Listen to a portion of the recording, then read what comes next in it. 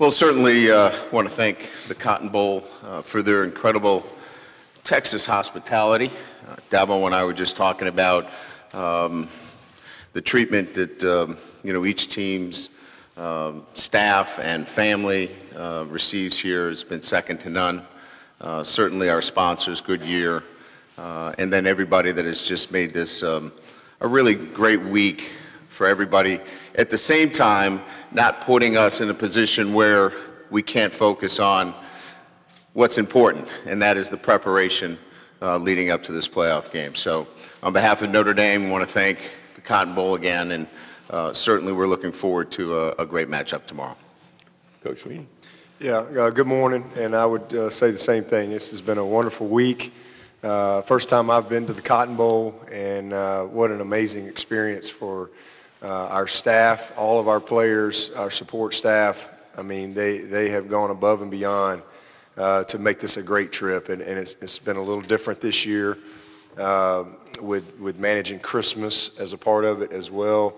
But I tell you, we have truly had a great experience. It's been an incredibly fast week. I cannot believe it's Friday. I think we're both glad that it's getting time to play.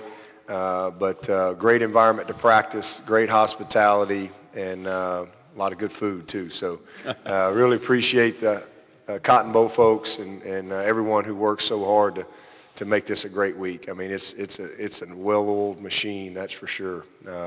So I think it took like a minute and a half to get over here from our hotel with the police, and everybody's just well coordinated. So we're very thankful and appreciative and excited to play in this game against an unbelievable opponent. Okay, we're going to take questions from the floor. If you'll put your hand up, and also as a courtesy, as we mentioned earlier, give your name and your affiliation. And we've got two microphone people here. We'll get the microphone to you. We got a question on the inside aisle, so we'll move real quickly and get that. Austin Huff here, Goshen News. For both of you guys, what are you guys trying to accomplish here in the last 24 hours as we get closer here to the kickoff? We can start with Dabo. Just really our routine. You know, obviously you have a lot of time to prepare for this opponent, but we love routine. And that's one of the things that's been kind of cool about this particular bowl is a Monday's actually a Monday and a Friday's actually a Friday. So that's been a little easier, but today is Friday, and so we have a very routine day, and I think that helps. And so we just prepare for the game as we do for all of our games. You know, obviously you've had a lot more time, but I think the routine, it's important that it's the same. So we'll go about our business today just like we would if we were back at home or on the road, you know, any other Friday. Yeah, I would agree. You know, again, the ability to now get into flipping that mindset from a practice to a competitive mindset, using Friday to do that. But I think it's much more about the routine and, you know, getting comfortable into that routine today. And our kids will feel as though today is really Friday, and tomorrow they're ready to play. We have a question on the right side, about halfway back on the aisle. Trevor Groves, CUTigers.com. We all heard about the final ruling for Dexter last night. How did he receive the news? How did he take it? And as bad as it is for him, is this really an opportunity for Albert Huggins to shine when everybody's going to be watching him? And also Jordan Williams, is he at the point in his development you think he might be able to play a significant role tomorrow? Yeah, well, he was obviously disappointed. All three of those guys were disappointed, but not surprised. You know, I mean, it's not like it was a different test. It was the same urine. Sorry about that, but that's what it was. Different tube, same urine. So the test was, you know, the same. I don't think anybody was real surprised by that. So disappointed, but you know, we prepared for that the whole way, or at least since Monday, and our guys are ready to go. But Albert Huggins is a great football player, and you know, you just got to treat it like an injury. I mean, you know, next guy's got to go play. I mean, they're not going to cancel the game. Nobody's going to sit around have a pity party or feel sorry for you. You got to go play. And we're fortunate, very fortunate, that we've got a guy like Albert that, in our eyes, is a co-starter for us that can step in. But I mean, but I don't want to I don't want to lessen the impact of Dexter. Obviously, he's a phenomenal player, and we're going to miss him. But it's opportunity for Albert and Niles and Jordan. Those guys have played all year long. They have a ton of experience, and you know, they hurt for their teammate, but you best believe they're excited for a little more opportunity for themselves. We got a question on the outside left side. Put your hand up so that they can see your. Hi there, Haley Jenkins, UTA Communications. It's been 78 years since Clemson was last in the Cotton Bowl, and this is only the 4th time going up against Notre Dame. What are your thoughts on that? Well, it's pretty crazy. 1939, Clemson's first bowl, and played Boston College, and they had a shootout, 6-3. So did they even throw the ball in 39? I don't know.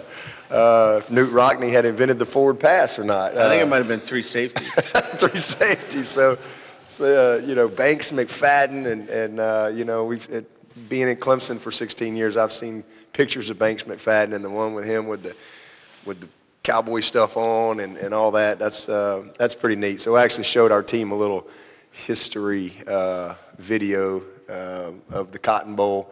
But for me, it's amazing. It's awesome for Clemson, I think, to come back to the place that we were in our very first bowl game. It's been so long. You know, with all the bowl affiliations and all that stuff, I don't know that we would have gotten back here without this unique situation, the way it worked out. So I think Clemson fans are really excited. Dallas is an amazing town with so much to offer. But for me personally, too, I haven't been a part of college athletics since, you know, 1988.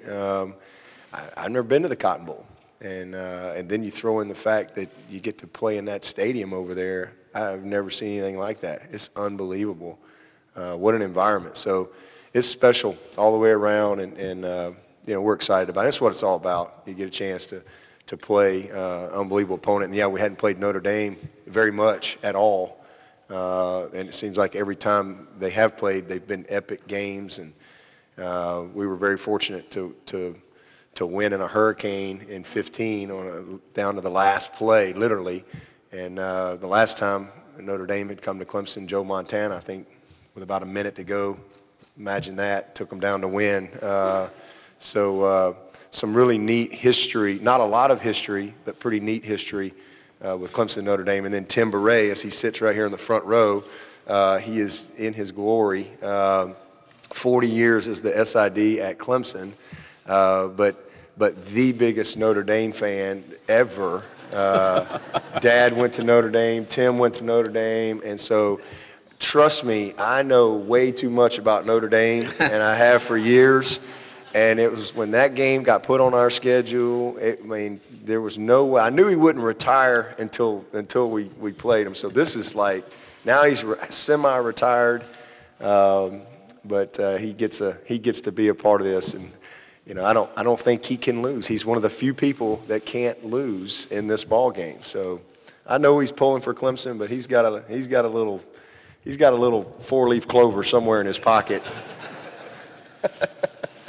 We've got a question on the outside left. Dennis Dodd, CBS Sports. Brian, if you stay through the term of this current contract, you'd be the second longest tenured coach at Notre Dame next to Newt Rockne. What if you thought of that and what that would mean? I've got a quick follow-up. Well, I think if you can make it that long in this business, that's pretty good. It means you've won enough games to keep employed at the University of Notre Dame.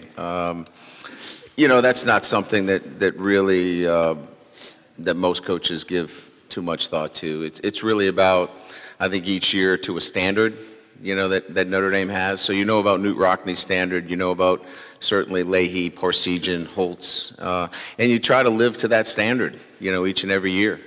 Try to get back to this game is a standard. You know, Dabo's been here 4 times, so we understand a standard of excellence, and that's kind of what my focus is, more so than longevity or trying to be part of a legacy.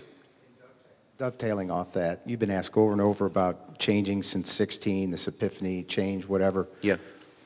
Give us bullet points that got you and the team here today since then.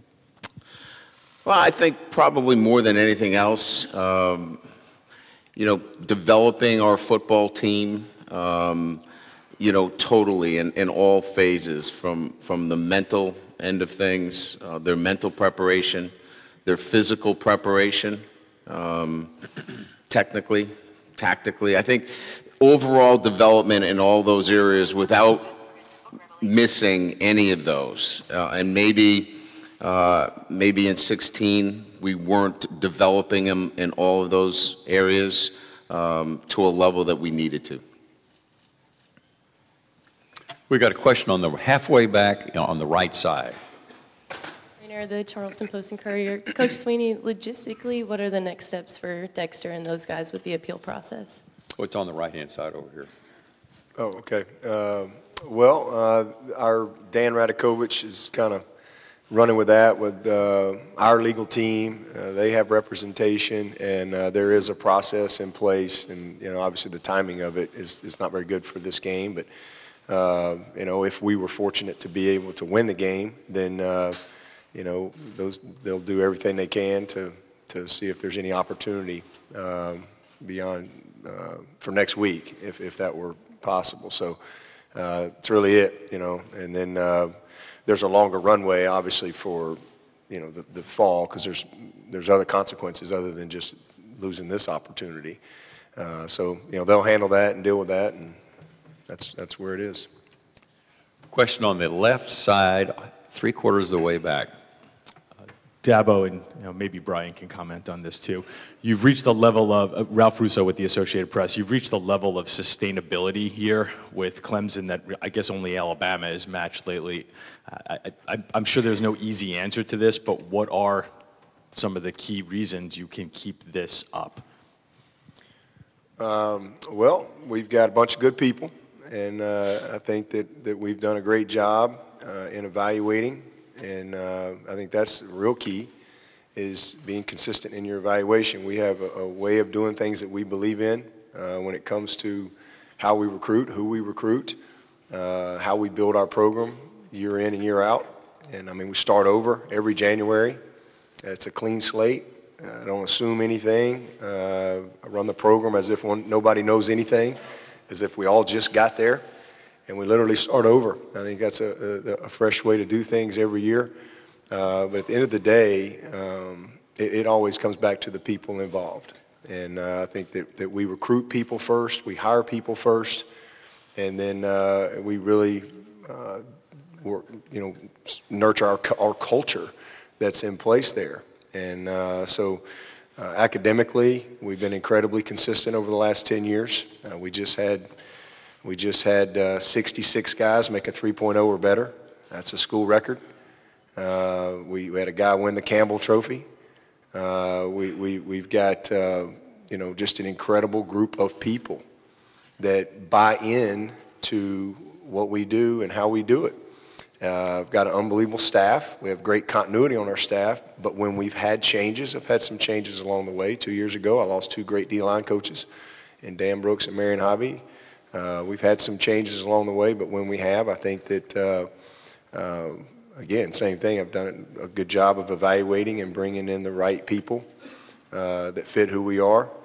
So there's a lot that goes into it, but at the end of the day, it comes back to the young people involved and, you know, their belief in what we do, and that speaks to the culture that's in place, and it just, and how we've been able to sustain it in developing leadership year in and year out, discipline, accountability, and so forth. And so, you know, I'm thankful that we've had an opportunity to be a part of this and to be able to win at a high level, and we've won some ACC championships and all that, but I'm most proud of the consistency that we've had. You know, when we won the league in 11 for the first time in 20 years, we won 10 games for the first time in 20 years, and now we've done that 8 years in a row. Consistency in performance is incredibly difficult, and I think it's very difficult to sustain. And so that's the thing I'm most proud of. And it's not just what we've done on the field, but it's off the field. 8 out of 10 years we've been top 10 academically. And this year we won the AFCA Academic Award.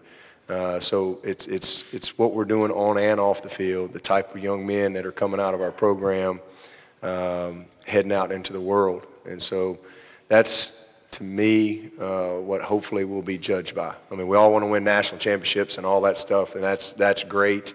Those are great little moments, but you're ultimately going to be defined by the type of program that you had in place and how you equipped and impacted the young people that are involved.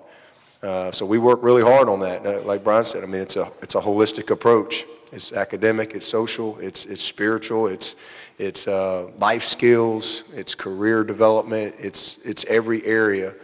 And I think our commitment to that has been a big reason that we've been able to sustain our success, because I think certain types of young people have bought into that. Got a question on the outside left, and then we're going to go to the right, and we'll go back to the platform. Will Pelagic, South Carolina Radio Network. For both head coaches, there's been a lot of chatter about postseason reform in college football, and a lot of coaches talk about wanting to preserve the bowls. What can be done, or would you like to see done, that makes sure that these two semifinals and the national championship game don't dwarf the importance and prestige of the other bowls? Well, I think the playoffs will continue to have a marquee look to them. I don't think that that's going to change. The New Year's Six, if you will, the 6 games still carry a lot of weight in the eyes of coaches and players.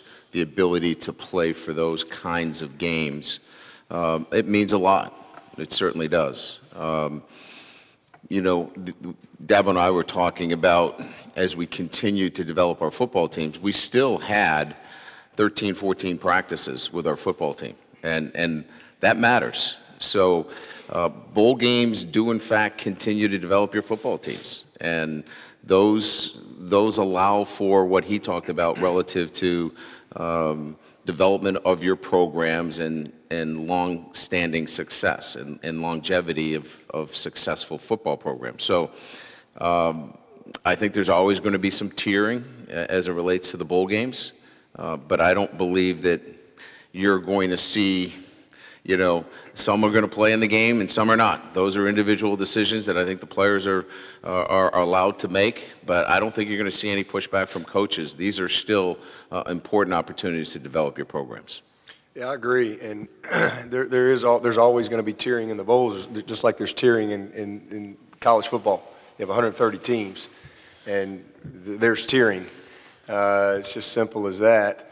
But I think that we already have expanded playoffs. I mean, I really believe, I say it every year, there's probably only 12 or 15 teams that really have a chance to get here at the beginning of every year. And so, to me, everybody wants to expand the playoffs. I think it's already expanded. I think that the regular season is the playoffs. It's critical. The postseason. I mean, if we lose to Pitt, we're not here. That was a playoff game. If we lost to South Carolina, we're probably not here. That was a playoff game. If we lost to Duke, we're not here. That was a playoff game. So I think we have playoffs every week. If they had lost to Southern Cal, they're not here. It's a playoff game. They had lost to Pitt, they're not here. It's a playoff game. And so I think that's what makes college football so unique and special and different from all the other sports out there. I think the more you expand, then the less the season matters. Certainly other bowls, but I watched Temple win last night. I can't remember who they played. Duke. No. Was it who did Temple? No, not Temple. Baylor. Who Baylor? Baylor, yeah, Vanderbilt. I watched Baylor win last night, and Coach Rule, man, that's what it's all about. How pumped was Coach Rule? How pumped was he after the game? How excited were those kids after the game? What's wrong with that? What's wrong with about, how many bowl teams do we have? How many bowl games we got? 70-something? 80? I don't know. How many bowl games we got? Whatever. What's wrong with about, how many we got?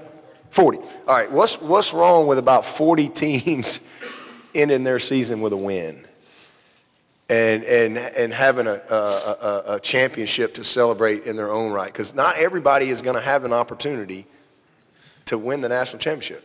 It's just not going to happen. And so I love the fact that I can turn on the TV and watch Baylor and Coach Rule, who's building his team, who just has had all this time to prep, extra practice, to go out and compete and to be able to celebrate a great moment, you know, as opposed to only one team walks away and is happy. We have that in all the other sports. And I think the combination of what we have right now in college football is great. It's unique. We're not going to make the playoff every year. I'm just going to go ahead and newsflash everybody here. So there's going to be a time where, you know, we're at whatever bowl, and we're going to love that, and we're going to compete, and we're going to get our team better, and we're going to do the very best we can. And so I think it's great what we have, you know, and I think there's awesome matchups. Duke beat Temple. I think that's who it was. Yeah. Duke beat Temple, and I know Coach Cutt was pumped up. His team was excited. I think that's awesome. I don't see anything wrong with that. So I think there's always people pushing whatever agendas they want either way. But as a guy who's been a part of it for a long time, as a player and a coach, I love what we have, and love the bowls and all that stuff. We got a question on the aisle here in the center, about halfway back. Good morning, gentlemen. Marty Smith, ESPN. I want you to paint a picture for us, Coach Sweeney. You, at the end of 2010, you've lost to South Carolina. Future's looking a little bleak. You wonder if you're going to keep your job. Terry Don lets you keep that job. You go out and address the media and say the best 10 years of Clemson football ever are coming. You were right, but why did you believe that? Well, yeah, that's exactly what happened. 2010 was my second year. I was kind of on a one-year contract at that point. So I made it through 2009, my first year. We won the division, and so they said, all right, let's give them one more year. And we didn't have a great year in 10. But I'll tell you, that team, to me, that was the year that I really felt like, you know what, man, we got a chance to really be successful here, because I saw the buy-in in our team. You know, we had 5 losses by 6 points or less. We lost 2 in overtime. At Auburn in overtime, who went on to win the national championship. At Florida State, kicked a 55-yard field goal to beat us at the buzzer. I mean, it was like every game was down to the wire. But we battled and competed, and I just saw our team coming together. And we just weren't quite good enough in some areas, but we had help on the way. And so I knew that we were going to get there. I didn't have any doubt, zero. I had no doubt when I got the job that we would get it done. But I knew I was, you know, probably not a very popular choice at the time. And then we lost in 2010 to our in-state rival there. And when I walked in I did the press conference, and I walked out of my office, and my wife said, Terry Don Phillips is in my office waiting on me. I went, well, I said, we did the best we could. It was a quick ride, but, you know, we'll see if Brian Kelly will hire me wherever he was at the time. Back to work. And so I'm pretty good wideout, coach. I can get a job. But when I walked in to see Terry Don, he was sitting in the office, and I think it was important to him to articulate his belief in me, and that's what he did. I literally didn't know if he was going to say, hey, we got to make a change or whatever, but he said, listen, sit down, and he goes, I'm going to tell you something. He said, I believe in you more right now than I did when I hired you. And he said, I have no doubt. He said, what I want you to do is understand there's going to be some criticism. There's going to be this and that. He said, I don't want you to listen to anything. He said, I have your back. And he said, I believe in you, and I know that you'll do what you need to do. And so he said, and if it doesn't work, you can come over and help pack me up, and I'll come over and help pack you up, and we'll ride out of here together. And so, but I was just very encouraged. But when I did a postseason press conference, and that was my comment, but I believe that. I mean, what gave me that belief is my entire life. why wouldn't I believe that? I mean, I just look back at my entire life. My faith. I knew that I was where I was supposed to be, and just belief in myself and the people around me. And so, yeah, I said I think we'll have the winningest decade. I know everybody's not happy right now, but by the time 2020 gets here, it's going to be the winningest decade in Clemson history. And so we did achieve that. That's the only reason I'm still here. So thankful for that. We got a question on the platform all the way on the left-hand side. Zach Groth with ABC 21 in Fort Wayne. For both of you, starting with Coach Kelly, what do you admire most about the guy sitting next to you right now? Well, I think for Dabo, his ability to create, consistency in a time where inconsistency is everything around us. It's easy to get distracted, and to keep that within your culture and your program requires just to have an eye on it every single day. So his ability to continue to keep his program year in and year out at the top of college football requires more than just recruiting good players. It's all what he talked about earlier. It's an understanding of the smallest of details that we could probably talk hours about. And, again, I think that I admire people that can look at things from much more of a perspective of people first and the ability to motivate people, not just players, but everybody around them. And he's done a great job with that. Well, for me, it is his golf swing. I don't know if you've seen his golf swing. Which is not a good thing to have in this business. He has got the sweetest golf swing, and it's really frustrating. He's a very smooth golfer. I did not know that, but I had a chance to witness that firsthand back in May. No, for me, it's just longevity. I mean, he's been incredibly successful at several places, which is really hard to do in this business. Excuse me. To win the amount of games that he's won, to be able to, wherever he's been, to take what's been there and make it better and to win. Whether it be Central Michigan, the Chippewas, Cincinnati. I remember watching him first time at Cincinnati, and man, what they were doing there. And then come right to Notre Dame. Obviously, different standards at Notre Dame, but to be able to win at the level that he's won at everywhere and have the type of longevity that he's had in his career, I think that's what every coach aspires for. Longevity is not a common thing in this business. So I really admire that about him, and then just how well coached his teams are. This team's a great example of that. They're disciplined, they're accountable, they're where they're supposed to be. They don't hardly give up any big plays. They take care of the ball. They just play very smart and intelligent football. Okay, gentlemen, that's going to have to wrap it up. We're going to take some photo ops.